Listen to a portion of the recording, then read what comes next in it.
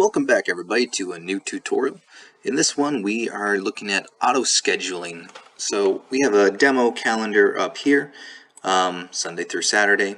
We're assuming that there are day, afternoon, and evening shifts, one for each.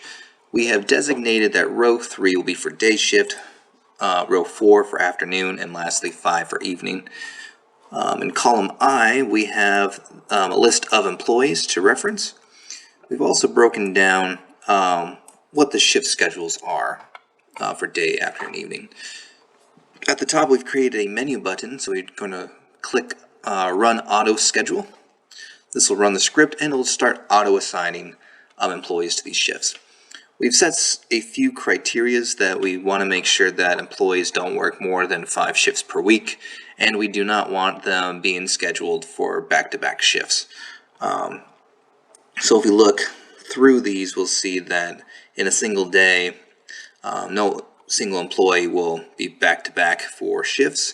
However, sometimes if you run this algorithm, you might see that employee worked the night shift and might be scheduled for the day shift.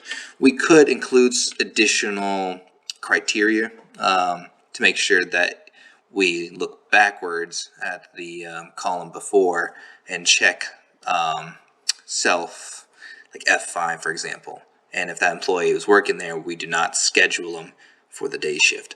That would just ensure that people don't get like 16-hour shifts.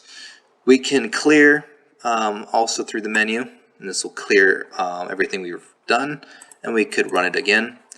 If you wanted to say have multiple shifts for day, afternoon, and evening, you would have to do a lot of editing to the code. I haven't quite figured that out yet, but what you could do is just simply duplicate, and you could now have a copy, and you could just list your new employees here, and you could run right in here as well. I might have to clear this actually. But so in theory you could have 2 lists of employees in each sheet, and then you could run, say, from that list who would be on day shift, and you could create multiple day or night shifts that way. So I hope this helps. I'm going to include a link to the Google document in the description below. That will kind of break down the entire code. I'll update it over time with documentation on how you could edit it. But don't forget, hit that like button and smash that subscribe button. It really helped me out. Appreciate it. Bye.